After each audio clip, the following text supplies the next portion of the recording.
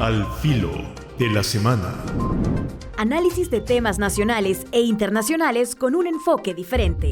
José María Tojeira, al filo de la semana. ¿Qué tal están? Vamos con la semana y vamos a recorrer toda una serie. Hoy hay mucho material, digamos, pero vamos a tratar de verlo todo.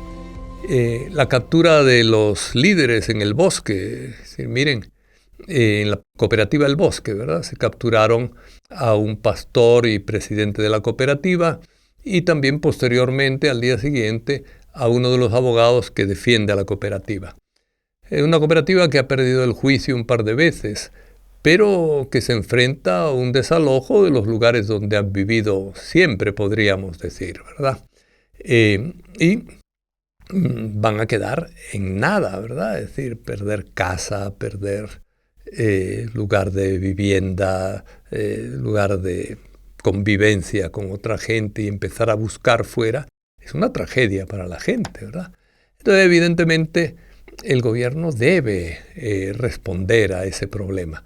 Algo así pasó ahí donde está el Ministerio de Asuntos Exteriores, en esa zona. Pasó también con un grupo de gente que llevaba viviendo ahí, bueno, alguno había de 80 años que había nacido allí, ¿verdad? Y seguía viviendo allí, pero la tierra era de los dueños. De hecho, había sido tomada por el Estado cuando la reforma agraria, y luego con los dueños hicieron un intercambio de un terreno de los dueños por ese terreno donde estaban viviendo estos, una irresponsabilidad del Estado en ese sentido, ¿verdad? Dar tierra donde llevaba gente mucho tiempo. Y al ser tierra del Estado era también tierra de los que vivían ahí. Total que los dueños los echaron, ¿verdad? Y también con desalojo, con policía, etcétera, ¿verdad?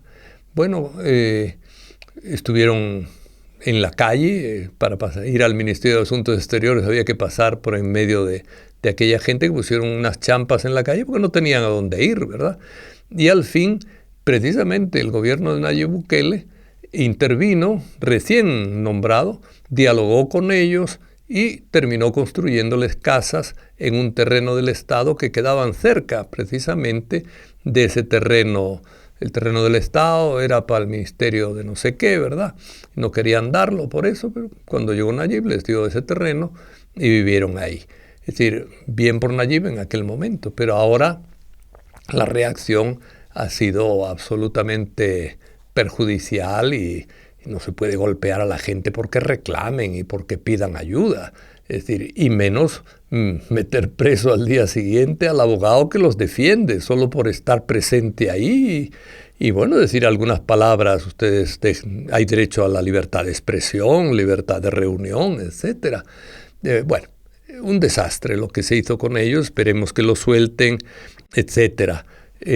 Dicen que la ministra de Vivienda, Michelle Sol, fue a visitarles un día después, les prometió que les buscarían lugar y que soltarían a los presos. Ojalá les pidan perdón a los presos, ¿verdad? A estos dos, José Ángel Pérez y Alejandro Enríquez, dos personas muy buenas, muy responsables, muy pacíficas, muy trabajadoras en favor de los pobres, ¿verdad? Entonces, el modo de reaccionar contra los habitantes del bosque, de la cooperativa El Bosque, realmente no ha sido buena y, bueno, ojalá se corrija, ¿verdad? Es decir, y ciertamente la prisión de estas dos personas es ilegal y tienen que ponerlos en libertad ya. También vamos a seguir con estos temas. La reacción del presidente diciendo que va a poner un impuesto del 30% a las ONGs, como acusando a las ONGs de esa manifestación, etcétera, es una respuesta un poco de una venganza, un poco, no sé cómo decir, irracional, ¿verdad? Es decir, como una especie de capricho. Ya había intentado una vez y se enfrentó con Estados Unidos, que no quería que le pusieran a las ayudas de AID. Ahora no tiene a Estados Unidos que se pelee con él, como en aquel entonces. Y también se resistió la Unión Europea. Porque la Unión Europea además tiene como un porcentaje fijo en la ayuda que da a cada país, hay un porcentaje fijo que tiene que ir a la sociedad civil. Entonces, si le quitan 30% a ese porcentaje fijo, están atacando la normativa de la UE, de la Unión Europea. Y la Unión Europea puede bajarle también un 30% la ayuda de Estado a Estado a El Salvador. Entonces, es bastante absurdo esa posición vengativa y ese tipo de ley. A mí me parece que lo que hace es aislar al país, darle fama de autoritario, etc. Creo que son errores uno tras otro. Golpear a la gente y luego encima poner ese 30% de impuesto. Sumar errores es lo peor que puede hacer un gobierno. Es decir, un error lo puede cometer cualquiera y también los gobiernos, todos. No hemos tenido un gobierno que no haya cometido errores. Eso lo sabemos todos los salvadoreños. Pero lo importante es saber reconocer los errores y tratar de corregirlos. Corregir el error de golpear a la gente subiendo un 30%, poniendo un 30% de impuesto a las donaciones que hacen los países, a las ONGs que tratan el tema del desarrollo, del Estado de Derecho, de los derechos humanos, a veces de desarrollos concretos, agrícolas, ganaderos, etc. Ponerles un impuesto es un absurdo en un país con problemas económicos graves como el nuestro y con un gobierno, como todos los gobiernos, es bastante ineficaz a la hora de ayudar a los pobres. Bien, esto sobre ese acontecimiento que marcó un poco la realidad salvadoreña esta semana. El otro es siempre este tema del acuerdo secreto de los servicios carcelarios. Se habla de servicios carcelarios, el presidente habló de una especie de servicio carcelario, pero que se mantiene en secreto. No se sabe cuáles son las cláusulas, qué temas tiene que respetar ese acuerdo, qué temas no respeta. Es decir, la gente tiene derecho a conocer ese tipo de acuerdo, ¿verdad? Los gringos, incluso en el peor estilo del presidente Trump, montaron un espectáculo con la visita de Kristi Noem, ¿verdad? Es decir, fotografiándose como si fuera una actriz ahí enfrente de los presos tatuados del Secot. Es decir, un poco absurdo eso, como diciendo aquí mandamos nosotros, aquí estamos los americanos haciendo el bien. Es decir, una cosa tan absurda, ¿verdad? Y tan narcisista, ¿verdad? Es decir, el presidente Trump es bastante narcisista, le gusta parecer él, bueno, hasta se disfrazó de papa, ¿verdad? El pobre hombre ahí, que nunca llegará a ser papa ni hubiera llegado con ese estilo presumido y narcisista que tiene. Pero como que todos le siguen, ¿va? La Noem esta también, ¿verdad? Kristi Noem también poniéndose ahí en plan actriz de cine delante de ellos. Y además, pues, una persona que después en un restaurante de lujo en Washington le robaron el bolso con $4,000 dentro. Es decir, que mucho ser personaje de seguridad nacional, etcétera, en Estados Unidos, pero un carterista le vuela el bolso fácilmente. Bueno, es decir, un mundillo. Yo creo que hay una cosa importante que es que no se pueden quejar de que se diga que el CECOT y ese negocio que tienen de traer presos migrantes sin papeles en Estados Unidos, traerlos para acá, es decir, no se pueden enojar de que se diga que ese trato es inconstitucional porque no lo dejan ver.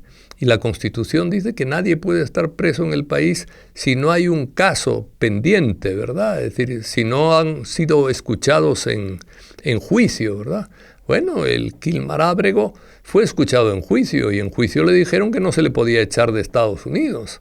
Es decir, ¿y por qué se tiene que meter preso aquí si estaba llevando ahí vida ordinaria? Solo porque se les encaprichó a ellos echarlo del país. Es decir, no hay un sentido real de por qué se hacen las cosas y ciertamente yo creo que con Kilmar Ábrego se está violando la Constitución. Y ahora, metiendo presos a más gente, este país va a quedar muy mal, ¿verdad? Es decir, pues mete a un migrante sin que tenga ningún delito en contra, ¿verdad? Sin ningún juicio previo, lo tiene preso aquí a pesar de ser salvadoreño, ¿verdad? y respetando la Constitución. Después se lleva a un abogado de derechos humanos, se lleva a un pastor que apoya a una comunidad de campesinos.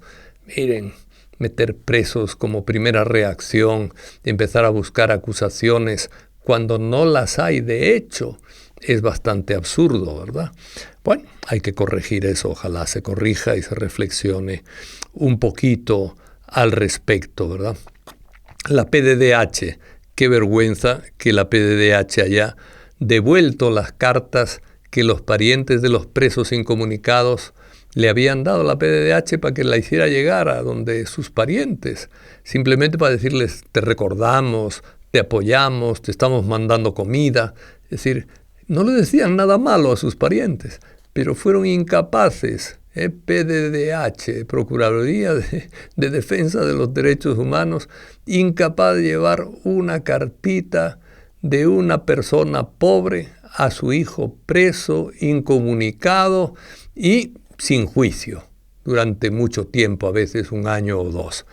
En fin, ¿para qué sirve la Procuraduría? Sirve para mucho, pero realmente los que están ahí en el tema de derechos humanos básicos, de libertad, etcétera, de integridad personal, son muy, muy deficientes, y es una lástima porque es una institución en principio buena, ¿verdad?, para el país.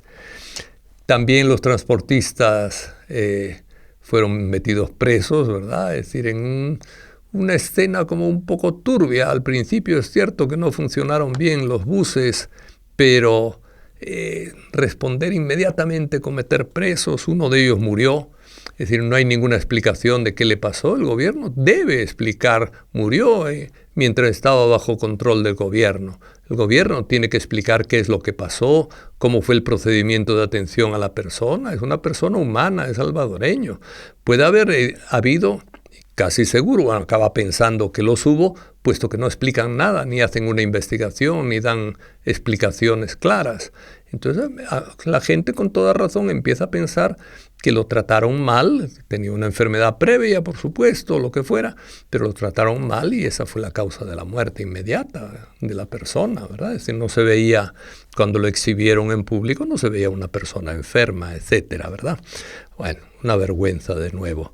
Y finalmente, siempre en este área legal, otra vergüenza más, es que la Corte Suprema no responda a los habeas corpus presentados en favor de muchos detenidos, tanto del país como de los detenidos venezolanos. Los abogados de los detenidos venezolanos están defendiendo a algunos de los detenidos que, según los parientes, no tienen ninguna causa ni ningún delito y están presos ahí simplemente porque no tenían papeles y los expulsaron del país sin ser cierto que pertenecieran al Tren de Aragua famoso. Es decir, pues bueno, se presenta un habeas corpus, llevan 2 meses y no se responde. El habeas corpus, miren, en los países civilizados, y así era aquí antes, aunque a veces no funcionaba bien, pero durante la guerra funcionaba mejor que ahora el tema del habeas corpus. Miren, los habeas corpus deben ser respondidos en 24 horas en muchos países, en otros en 36 horas. Pero 2 meses es una vergüenza, por Dios. Esta Corte Suprema, bueno, sobre todo la Sala de lo Constitucional, ¿qué le pasa, verdad? Es decir, está cayendo en retardo judicial y en muchas maneras en desprecio de la Constitución al no hacer caso con rapidez al artículo 11 de la Constitución, que en su segunda parte habla del derecho al habeas corpus, ¿verdad? Están cayendo también ellos en una situación en la que dice la propia Constitución que el retardo judicial, ellos están teniendo retardo judicial con los habeas corpus, el retardo judicial da derecho a indemnización. Es decir, que si cambiara este régimen en que está tan unido el Poder Ejecutivo y el Poder Judicial, si cambiara este régimen, hay gente que podría pedirle una indemnización a los miembros de la Sala de lo Constitucional por retardo judicial, ¿verdad? Es decir, porque la Constitución dice que hay derecho a indemnización. Pero bueno, estamos acostumbrados a no respetar la Constitución, es una lástima, porque la Constitución es una garantía de buena convivencia y de respeto a los derechos humanos. Ojalá progresemos en esto, ojalá haya diálogo frente a este tipo de problemas y ojalá no se caiga siempre en esa forma reactiva y represiva del gobierno a veces, ¿verdad? Es decir, algo que no le gusta, ¡boom!, le caen encima con todo. No se funciona así en la vida política, hay que buscar maneras de dialogar, ¿verdad? Primero, no golpear primero y dialogar después, sino dialogar primero, ¿verdad? Que todos nos animemos a insistir más en que el diálogo debe ser la norma de la convivencia en el país en que vivimos. Al filo de la semana. Análisis de temas nacionales e internacionales con un enfoque diferente. José María Tojeira, al filo de la semana.